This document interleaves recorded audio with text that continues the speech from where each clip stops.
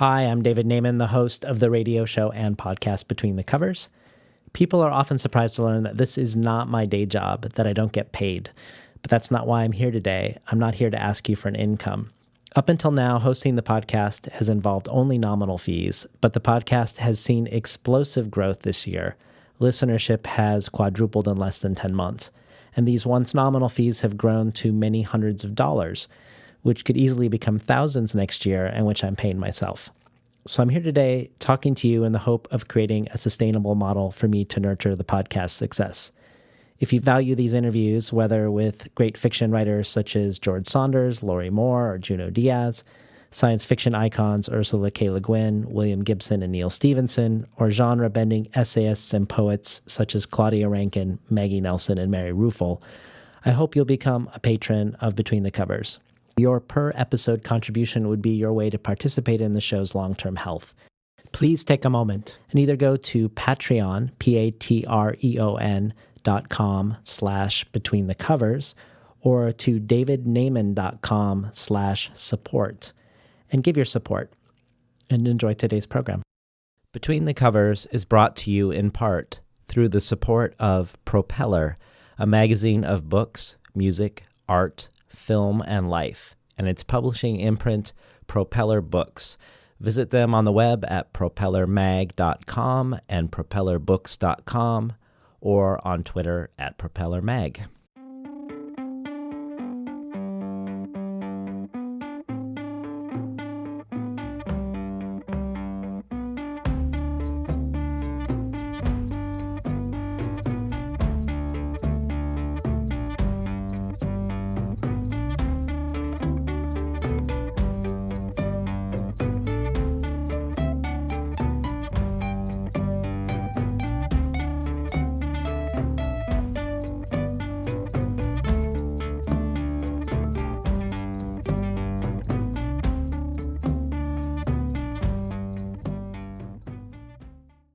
Good morning and welcome to Between the Covers. I'm David Naiman, your host.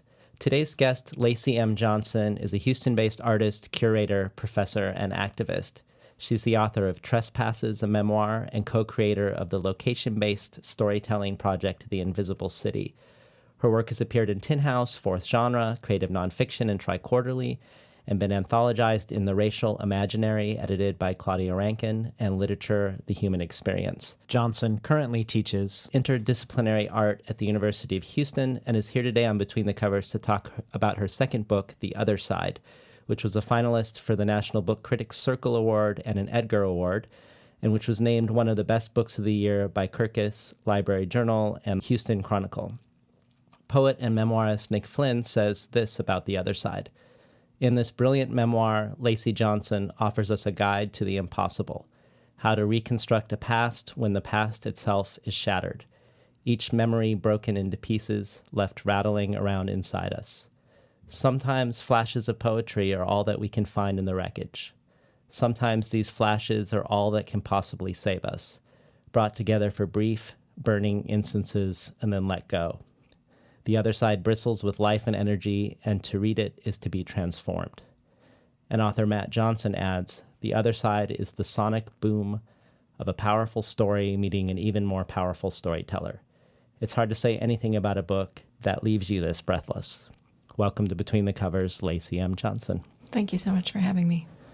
So you've said it's taken you 13 years to find the words to write about an unspeakable act of violence, that of a man that you once loved who kidnapped and raped you in a soundproof room that he constructed for that purpose.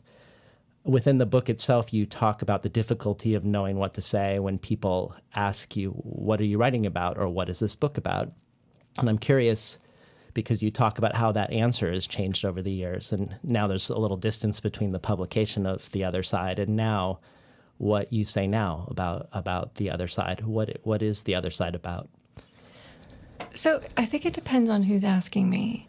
I've become much more frank when people ask. In the book I write about sort of trying to find euphemisms to describe what had happened, to sort of think about the thing that I'm trying to uncover. And one of the things that I realized is that there's so much taboo and silence around the topic of sexual violence. I'm grateful that in the last few years that's really started to change. And, in my wildest, most self-congratulatory moments, I think maybe the other side was part of a historical moment of a lot of women sort of beginning to speak about the unspeakable. And so all that momentum around women talking about sexual violence sort of made me understand sort of how that taboo functions and why it's in place, who it protects. And frankly, even though women are told that it protects them and it protects their reputation, I believe that's actually false, and that it protects men who rape, that silence. And so now I'm much more comfortable if someone asks what my book is about, I say it's about being kidnapped and raped by a man I used to love.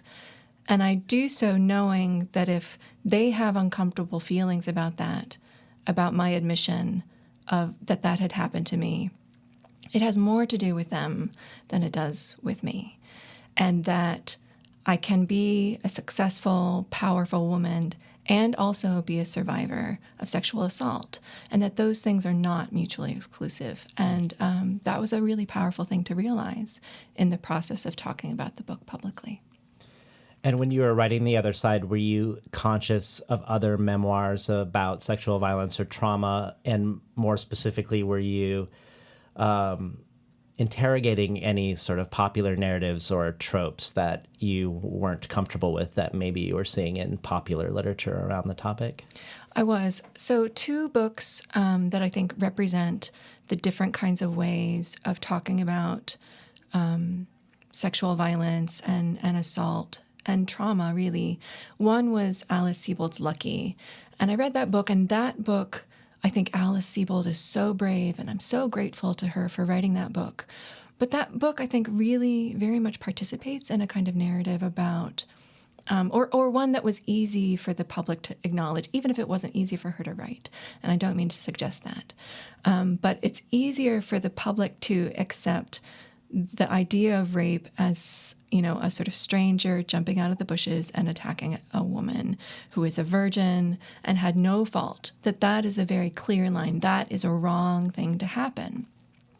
And it, and that kind of historical narrative is very much a wolf and a sheep and the virgin and the monster. And that wasn't true from my experience. And so I didn't find that book as useful in certain ways as a book like, say, Katherine Harrison's The Kiss, which is so much more nuanced. The Kiss is about a sexual relationship that she had with her estranged father. And though it's not necessarily about a specific moment of sexual assault, I thought that it was such a radical book because she was very willing to admit the ways in which she made a lot of really bad choices, and that she had agency in the matter, and that she chose to go along this path with this person who was influencing her and manipulating her, and that doesn't change that it was wrong. And that seems such a powerful thing to interrogate, that I could be able to say the ways in which I made bad choices, and I shouldn't have done this and I shouldn't have done that, but that doesn't change that what he did was profoundly wrong. Well, the ways that you complicate the monster versus victim trope, I think elevates it more to an artistic pursuit. But it also, in reading the other side, I couldn't help but project myself in wondering how difficult it was to conjure up the memories of tenderness in those times of love and that you had with your ex who did this to you, to make it complicated. Just the places you would have to go internally with honesty. Am I projecting or no? You're right. It was really difficult because in the intervening years, since I was assaulted by this man I had loved, it was so much easier to think of him as a monster, to think of him as evil incarnate. But as I started writing the book and thinking about it, and then honestly in some therapy before I started writing the book, had to ask myself, like, well, if he was so evil, then why was I in a relationship with him? Then I really made some bad choices, and I sort of really am a bad judge of character. And so I had to look at those memories and make myself think about the ways that I really did love him. And, that's the really complicated thing about being in a relationship with a person who's, abusive, whether it's physical abuse or emotional abuse or verbal abuse, is that I would say most of the time they're not like that. They're not being abusive. They're being loving and tender and funny. There were, looking back now, I'm able to think about, like, he was really funny and he made me laugh and a lot of times made me feel really special and swept me off my feet in this sort of, in a kind of cliche sort of way, but I was 19 and what did I know? But that is how I got trapped, was because I loved him. And so that gave me an excuse for the violence and for the assault. And it just became a kind of trap. But looking at that helped me understand, well, I wasn't, even though, yes, I did make bad choices and I made some mistakes, it also gave me some room to forgive myself and gave me a place of compassion for my 19-year-old through 21-year-old self. Well, you do all sorts of things in the book that complicate perhaps the easiest way to tell this story. And part of the reason we're here today is because I was at a talk that you gave a couple years ago. I don't know if I have the title right, but it was basically about writing against chronology and memoir. It feels to me like you have an inherently interesting story that people would want to read if you'd written it from beginning to end in chronology. So tell us about why it is important in your mind not to tell it that way, what you gain from a different sort of relationship to time when you're telling the story. So I think, one of the things I talked about in that talk was how memoir for me is a mode of investigation, a way of using your own personal experience as a lens through which to bring some aspect of human experience into focus. And there's nothing about chronological time that is investigative. If we were able to interrogate our experience as it happens, then there would be no need for memoir, because we wouldn't have to turn back and look backwards. We would all understand everything perfectly, exactly as it happens. But that's not the way that it works. And so for me, sort of complicating that structure, writing against chronology and writing backwards or forwards, or kind of revisiting the memory and reenacting the ways we visit that memory and those memories in writing, is just another kind of way of thinking about truth. In that talk, I mentioned how truth in nonfiction, to me, we can talk about in three ways. We can talk about authenticity, which is whether or not it kind of represents a true kind of experience. Veracity, which is whether or not the facts are right. And mimesis, which is a representation of reality. And that mimetic part of truth was one of the things that I was really interested in writing this book, of reenacting the way that I access these memories.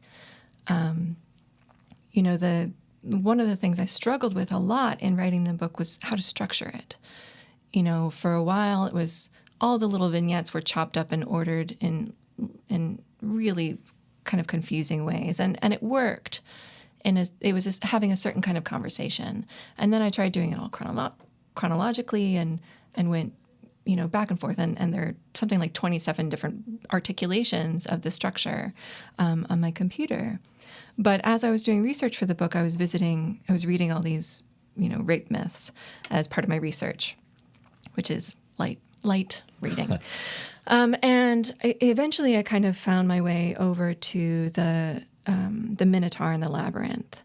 And reading about the Labyrinth, which until that point I didn't realize was different from a maze, because in a maze you have wrong turns and dead ends and and tricks.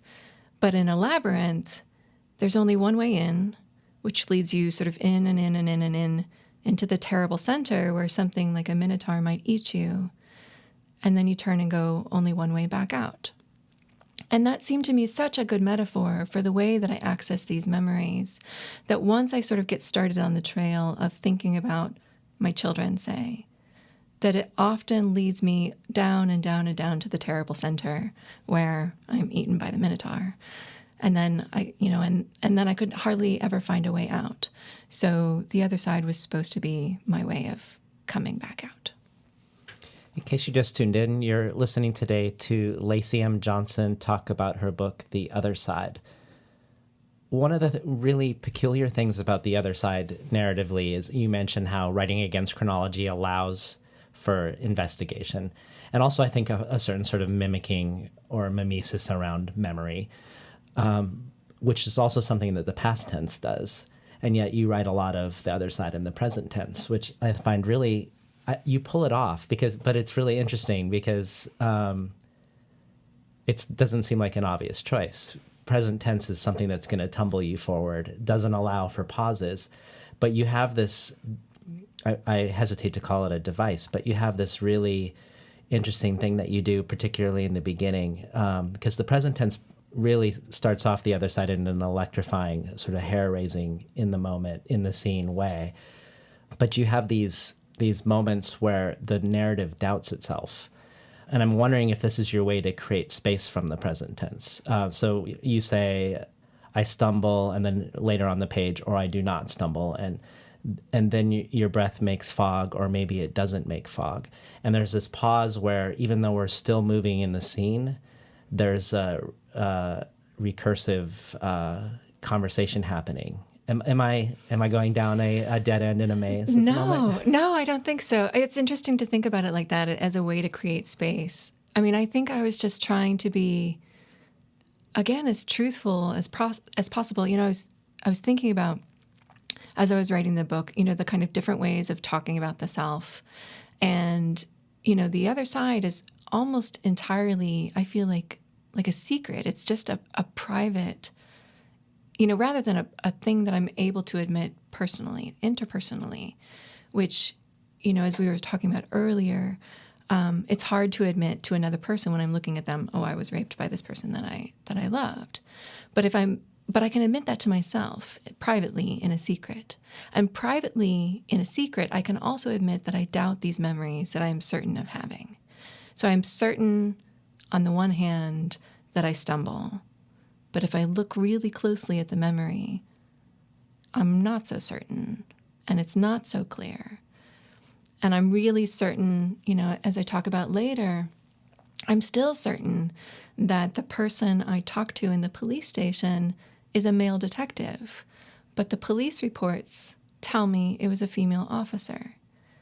And so that doubtfulness of my own authority and my own expertise in what happened to me, I think is part of that investigation of not necessarily what exactly happened, because I feel like I know what happened and I know exactly who did it. But the investigation is of why the difference? Why am I choosing to remember it this way as opposed to the other way? Why is this a story that's important to tell myself about the past, about who I am, and who I'm going to become? And so I think that's what's at play in those moments of doubt. And you have these notes at the end, which I feel relevant to this conversation. And one of the notes, a lot of the notes are about neurology and neurobiology and the investigation of memory from a medical and scientific way. But one of the debates seems to be about this term narrative decay. It sounds like there's a divide in the scientific community whether we experience narrative decay in the same way with memories that were traumatic memories versus non-traumatic memories. Can you talk about what you believe regarding that? Maybe, I don't know if you can define narrative decay for us, and right, and maybe tell us what side of that debate if you have a side. Sure. So the debate seems to be that there was a study done, I think it's the note that you're referencing, of people who were witness to the 9/11 terror attacks. And one version of the study said that traumatic experience, sort of talking to these people afterward, that memory didn't decay in the same way that normal narrative memories do. Was his shirt green or red? Those sorts of details don't necessarily matter in narrative memory, which is part of the reason that eyewitness testimony is a lot of times kind of shady and sketchy. So one version of the study said these memories decay normally like other memories. And another version of the study, or some other people conducting a similar study, said that no, it does not decay, that these memories are locked in a way that other memories aren't. And from looking at that research and then other research and, sort of reading in the journals, in the different scientific journals and thinking about the theory of it, I like to think about it as a kind of that when you enter a traumatic moment or traumatic things begin happening, that all of your senses, are heightened. And your brain begins making a file of the moment, sort of recording of the moment. That is, the metaphor I like is a sort of much better resolution. And it's all the sounds, all the smells, everything that everyone is saying. And, there are self-preservation things at work and why people would do that. And that bigger file takes a lot longer for the brain to process than it does other types of files. And there are certain things, I think, in that file that are locked and other things that are not. Things that the brain deems unimportant decay, like other memories, but other things that are very important do not decay. So that's my thinking on the science. Hopefully I didn't put you on the spot with that too much. Oh, no, a little bit. We're going to get a lot of nasty letters maybe from scientists going, she doesn't know what she's talking about. But well, let's have our listeners hear a little bit of the prose from the other side. Okay. The man I used to live with asks who might be expecting me. I consider whom to call, who could best handle answering the last phone call I ever make. Not my parents. They aren't expecting me. I have just moved into my new apartment, and I plan to spend the night unpacking. Yesterday, my parents took me to the store to get new sheets, new towels, a new comforter for the bed. The mattress hasn't been delivered yet. Mom said, I don't think we can afford to keep setting you up all over again like this. I lie and call my good friend. She'll tell me later that she knew something was wrong. She spends the whole night driving around looking for me. The old apartment I used to share with him. The new apartment. My favorite bars downtown. Ditches beside the road. He says, I'm going to rape you now. And it doesn't matter that I am on my period, because he pulls my tampon out by the string and lays it beside the mattress. The police will find it later and catalog it into evidence. My blood pools on the clear plastic sheet, which they will also catalog into evidence. At first, I have a body, a wild animal body I throw and thrash against his cage. I almost break a limb before he catches me in his hands. I growl and hiss and bare my teeth. But then, my body is not a wild animal body. It is a human girl body. The 2 arms pinned across, the 2 legs spread, a tomb. It's the mind that goes thrashing so wildly. The body remains calm. The body undresses and lays itself down. You've been listening to Lacy M. Johnson read from The Other Side. In the book, as this excerpt shows, you don't call people by their name. You have capitalized replacements for it. So the man I live with, the strange man, the older sister, are the names of the characters in the narrative. Is this mainly a form of protection because your ex is still free and in the world, or does it serve some other additional narrative purpose in your mind? I think it is a form of protection because my ex is still free and out in the world. And so I do want to protect the people that I write about. But at the same time, it also just felt false to call them anything else than their real names, And that was a decision I made really early on. I don't like to say his name, his real name, in my life now, much less in a book. It's kind of like Voldemort, and I know that sort of carries a little bit of power, like refusing to say his name.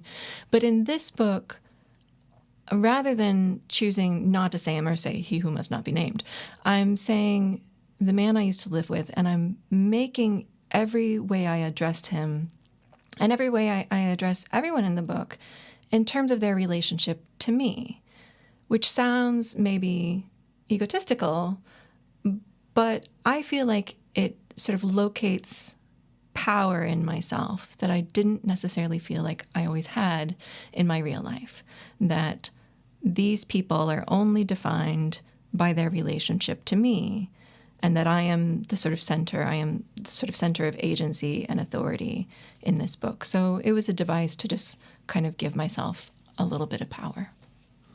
Well, you also write about your parents, close friends, ex-lovers. Mm-hmm. And I was curious if you had any fear or concerns around either upsetting any of them in terms of how you told the story, or fears that you might not tell the story the way you want to because of fears around people that you are actively in good terms with. I was concerned about my parents and how they would read the book, and how I would portray them. But when I told them I was working on the book, they both said they weren't going to read it. And so that gave me a little bit of freedom, I think, to write what I felt like I needed to say. And I also just pretended nobody I was writing about was ever going to read the book. I imagined I would, the visual that I used when I was writing is I imagined I was standing at the mouth of a really deep cave that had no light inside of it. And there was no people inside it. There was nothing inside of it. And I would just put my mouth to the mouth of the cave and very softly just speak my story into it. But inside that cave, my small voice was getting bigger, and it was reverberating.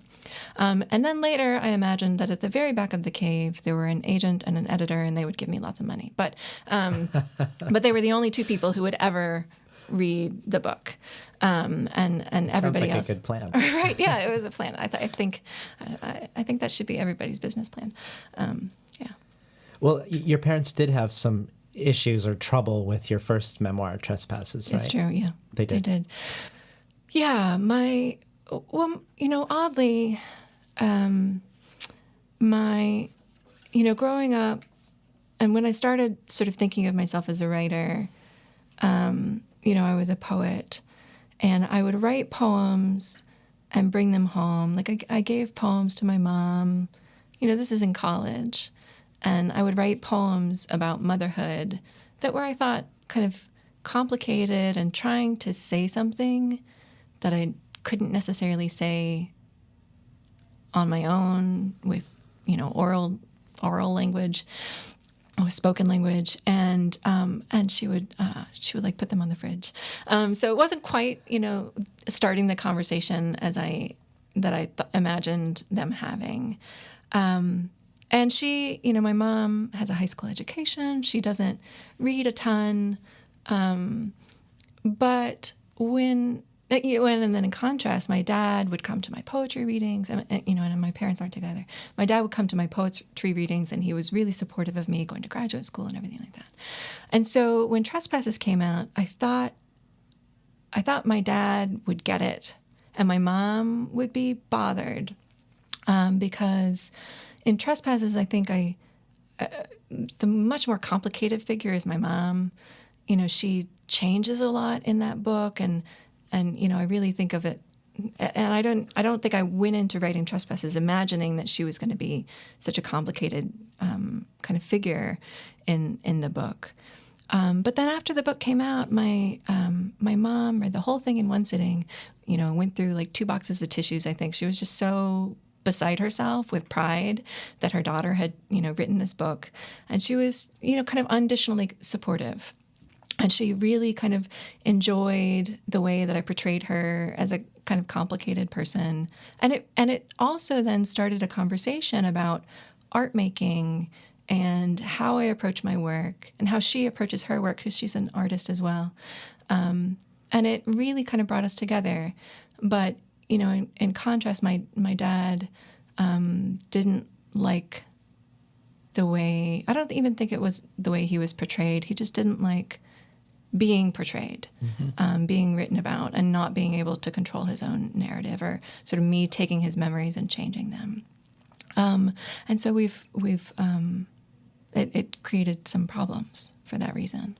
Well, I can say that some of the more moving parts in the other side are your portrayal of your parents after their divorce, their new lives, their expression of regrets, in their lives, like this sort of transformation or moving into a new space in the book adds sort of a subtextual resonance to the main story in some way that both dimensionalizes them, but adds a richness, I think, to the story that you're telling.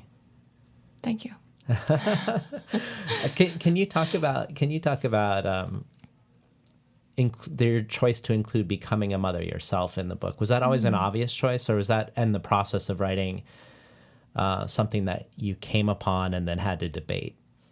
I think it always had to be part of it, because I think there was a way in which I had come to terms, I thought, with what had happened before I became a mom. And not that I was all better, because I don't think you necessarily get all better before I became a mom, but I was sort of at a kind of even place. And then having my daughter, the birth of my daughter, just plunged me into this really deep depression and brought up a lot of things that I realized I hadn't fully resolved. Birth is always a kind of traumatic bodily experience, but hers was especially sort of physically traumatic for me. And then having this person, this small, helpless person who I thought would help me get better. I had this really kind of naive, crazy idea, like having a baby and having this baby to love is going to make me all better. And this sort of like crazy symmetry of like, to be really graphic, like I had sort of been, a thing had gone in against my will, and now I was pushing a thing out with willpower. And that was, this like cosmic symmetry. Yeah. But that obviously did not happen at all. And my daughter she didn't give me anything at that time, which sounds like a crazy thing to admit, or I didn't understand what she was giving me then, because she just needed so much from me, more than I felt like I was able or willing to give. And that resistance to giving her all the affection that she wanted, because they never stop. Babies never stop wanting affection. Like, there is no end. They never say, like, okay, that's enough. Like, I've had enough love. Thanks, Mom. There's only more.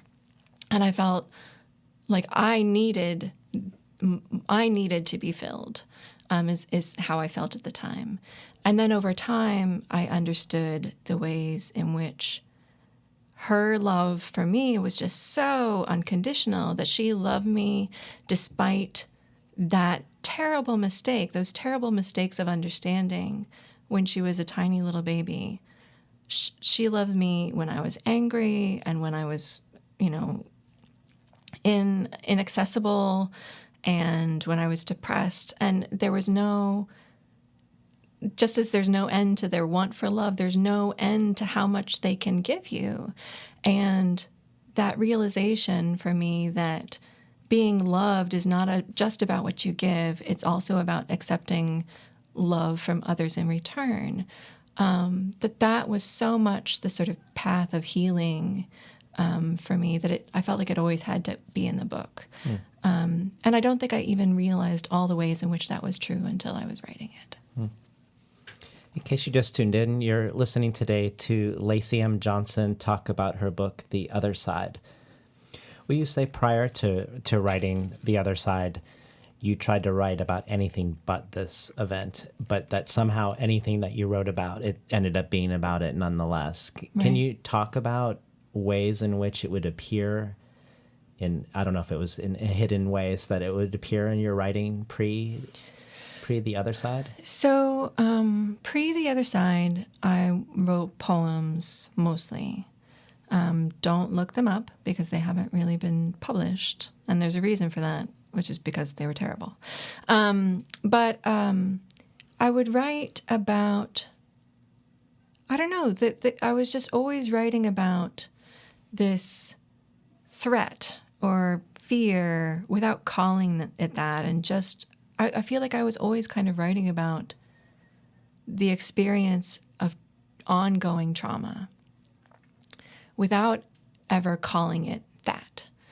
And without ever looking at it straight and seeing it for what it was. I was always kind of writing around the subject, a huge, enormous perimeter, miles wide, around this unspeakable experience.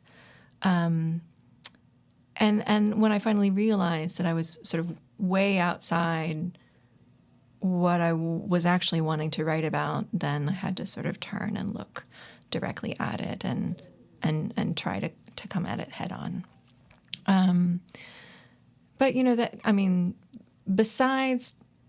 Trespasses is not about that trauma. That's a really different kind of book. And I leave this whole section and the discussion of these events completely out of that memoir, just because I knew that they needed an entire book of their own.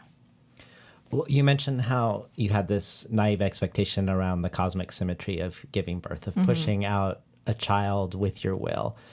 What was it like with regards to creating an object that you birthed into the world in the sense of this book? There's a lot of research. I know you engage a lot of research around narrative decay and other things in the notes of The Other Side, but there's also research about the benefits of putting a form around traumatic events, writing as a form of, I don't know if healing's the right word, but Right.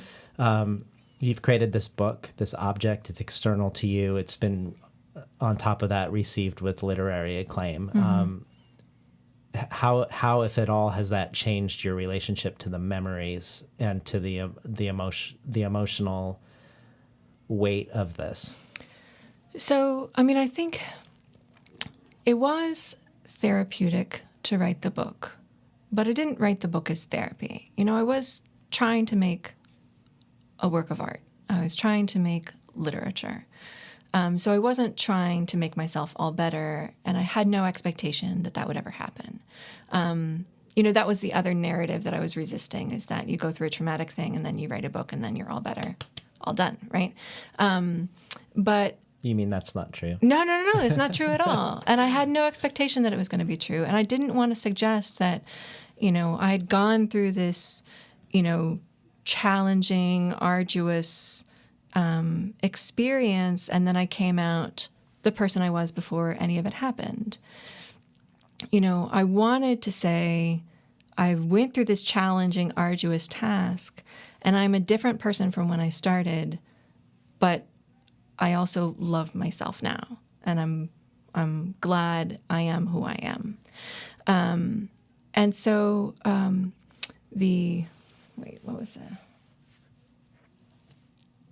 was your original question? Well, I mean, it was about making it, the story external. It Oh, exists yes. now outside of Yes, you, thank you. sort of like a child. Oh, right, sort of like a does. child. So it exists. And then once after I wrote the book, not immediately, but, it's been 2 years since the book has been out almost, and about 3 years since I finished working on it. So I don't feel the same kind of urgency around the memories that I did before.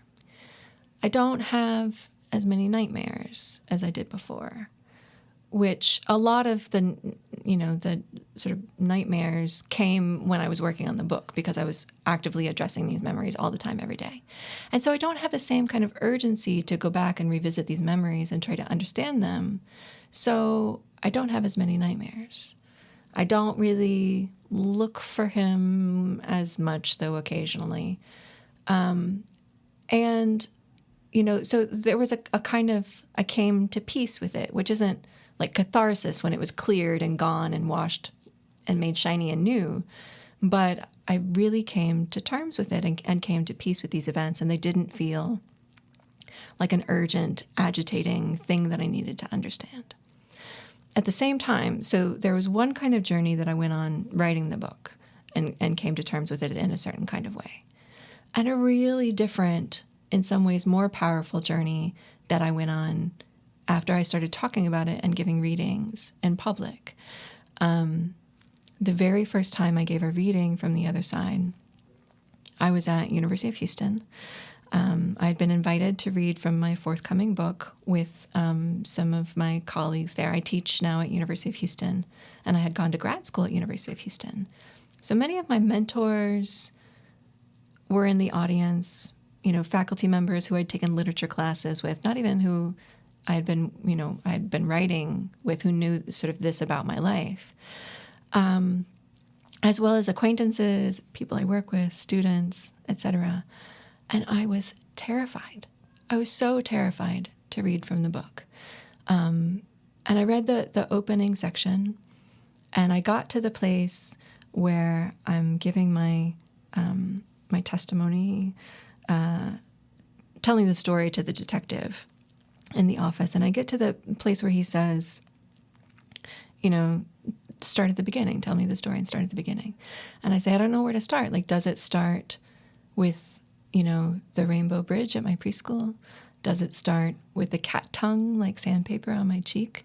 Does it start with the potpourri, like the little crock pot of potpourri on my mom's kitchen counter? And suddenly, reading it in that context, those details struck me as so sad. And they hadn't struck me as being sad before. I started crying, and I totally kind of lost it. But, in many ways, it was also kind of sort of pulling off a Band-Aid. But that moment when there were no repercussions, nobody, I didn't lose my reputation. I didn't, the world didn't fall apart. These people who I admired came up to me afterwards, and they said they were so proud of me. And in almost every case, that has been the narrative of people sort of expressing gratitude for me saying this thing that they themselves have not been able to say. And I've been so struck and so shocked and saddened by how familiar my story is to so many people. I always thought it was like a crazy, way out there thing, but it's a lot more common than I think I realized. And that is frightening and sad.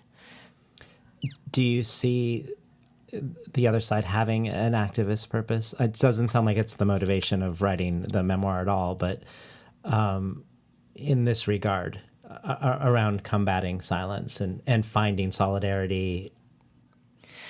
I think it has taken that function. I didn't intend it to be activist when I was writing it. I was thinking, I have held this silence for so long, and I want to break it now, forever, and shatter it into a zillion pieces. But that is an activist agenda, which I didn't realize at the time, and I wasn't thinking that. But that became my purpose later, when I was talking about it and lecturing and sort of visiting various people, that activism became a part of the broader project of the book. Besides, there's this object here which has covers and pages in between and words on them, and that is one kind of project. But one part of the project, that is. But the broader project of the book is to sort of change the conversation around sexual violence and domestic assault, and the sort of broader way we talk about and within rape culture.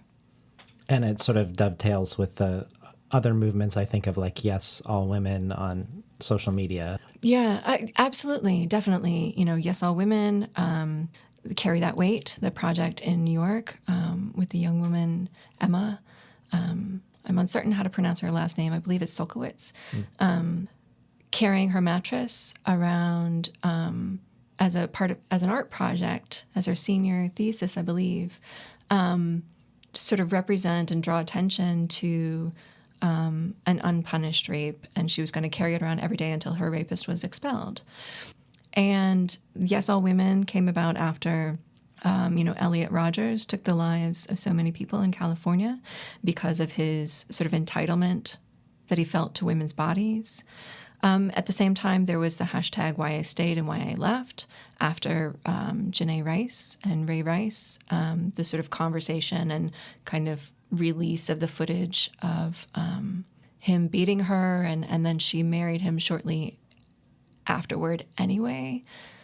So all of these things are sort of part of that sort of historical moment of women saying the unspeakable, talking about their truths, and doing so without fear of retaliation, of the consequences.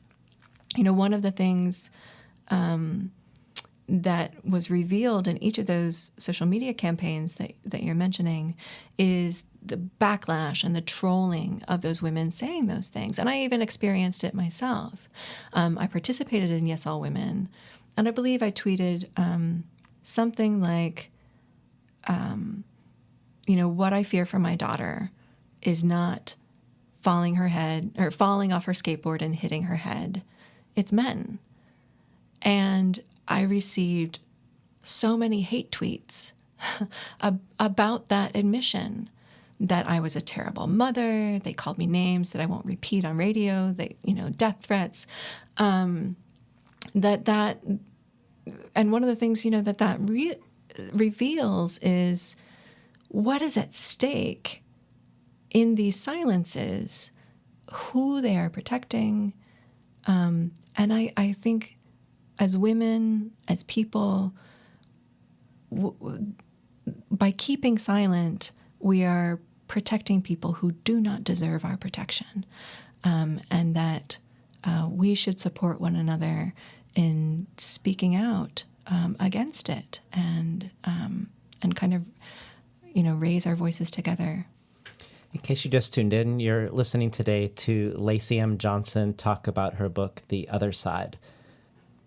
If people are listening who are writing or wanting to or writing a memoir and are inspired by The Other Side, and I think some of the really interesting and effective tools you bring, like this interrogation of chronology, this use of the present tense, but this sort of self-questioning, and then a modular sort of fragmentary and associative way of telling the story. You've mentioned that you have 27 different versions of the book on your computer. And I wonder if you could just spend a couple minutes and talk about maybe some of your approaches to how you were judging how one would feel better than the other, and why there are 27 versions and why they ended up in a variety of orders. It suggests some sort of approach that you're taking that maybe some writers who want to write about something would find useful. Right. So I imagined, as a metaphor for the process, let's say we've got a box of Legos, and the box of Legos need to be assembled into a cube. And so you begin taking the pieces. So I would know, I need to talk about July 5th, 2000. And that has several paragraphs, that, we'll allocate that to 37 Legos.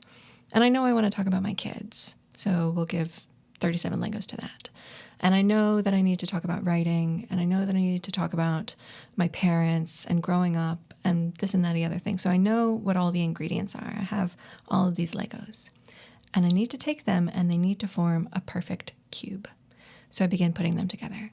And the first cube I make, I have 150 Legos left over. And that clearly is not going to work because there's too much on the outside. So I try to make a bigger cube, and then I have 300 too few Legos, and that's not going to work either. So I just sort of put it together and take it apart again until it gets to be a cube. And, maybe there's 3 or 4 Legos that are extra. And so I say that's close enough. It's close enough. I can leave those Legos out.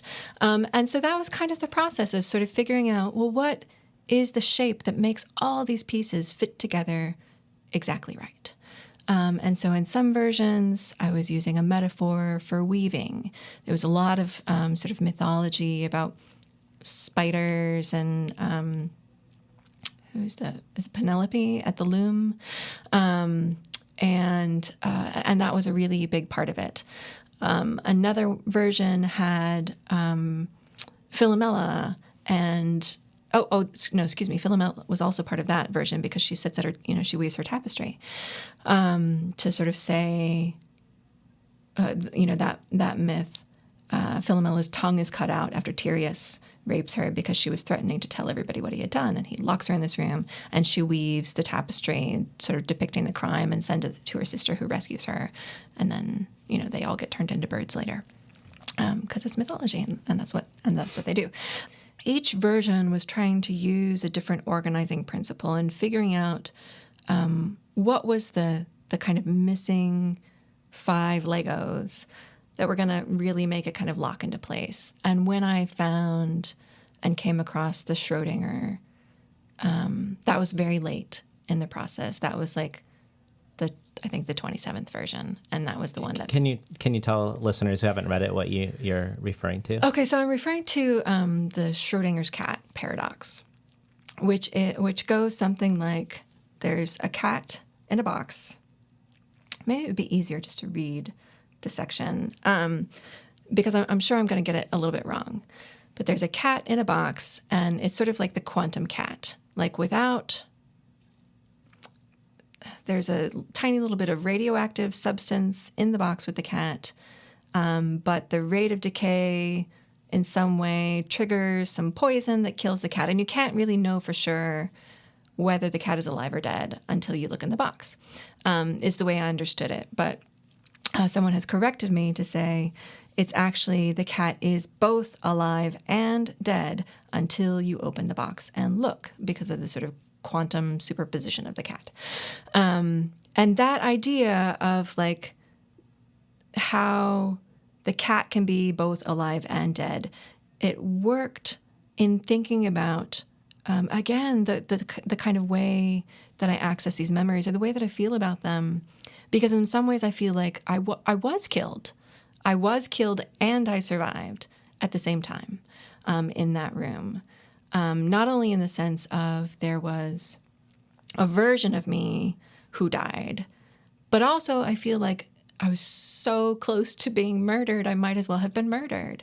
And at the same time, I also survived, because here I am alive, and yet there's another me who died.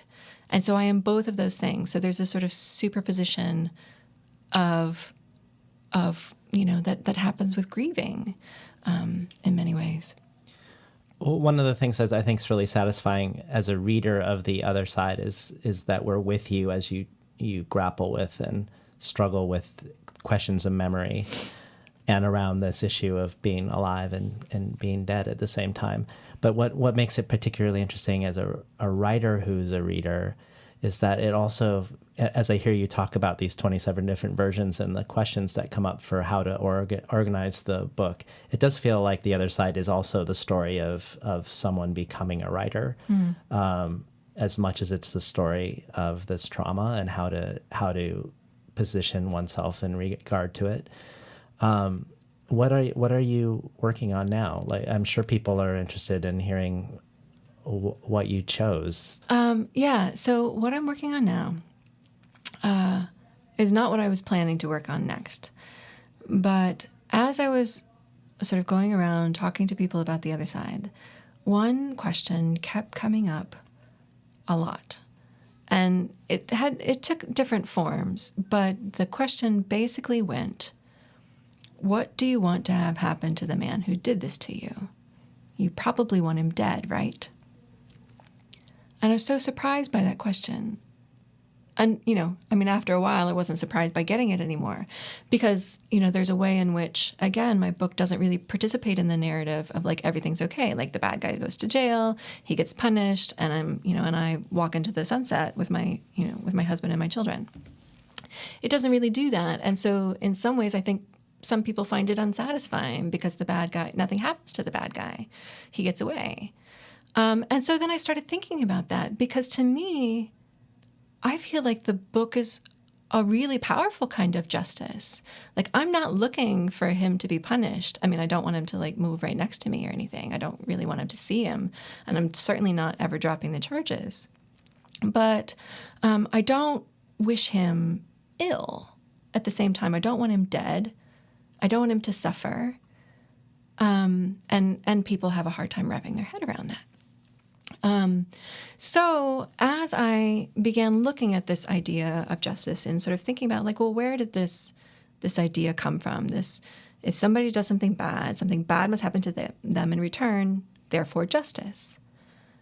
And that's the only way we talk about justice in our culture is this one narrative. And it goes a long, long, long, long, long way back. And yet, to me, that's so unsatisfying and is so much a reason for, I think, so many people being treated wrongly. And when I trace that story all the way back, it goes back to the Code of Hammurabi, the first set of written laws. And the purpose of that was not if somebody kills your cow, you should kill their cow. It was you should stop at only killing their cow. Not, there was justice was running amok, and somebody's cow would be killed, and in retribution, the other person would kill their whole family. So it was always this kind of one-upmanship. And so eye for an eye was meant to limit retribution at only an eye, not as a mandate.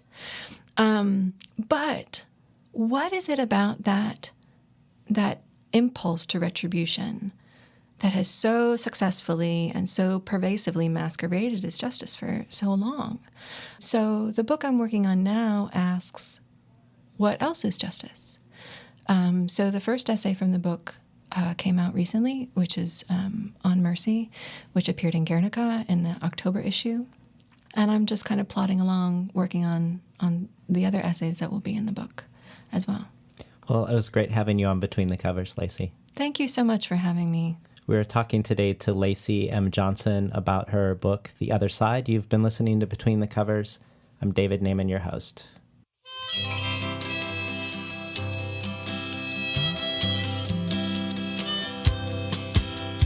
Today's program was recorded at the studios of KBOO, volunteer-powered, non-commercial, listener-sponsored, full-strength community radio from Portland, Oregon, found at kboo.fm.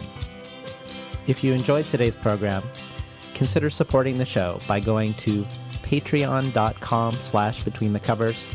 And also while you're there, check out the growing archive of bonus material available. Thanks for listening.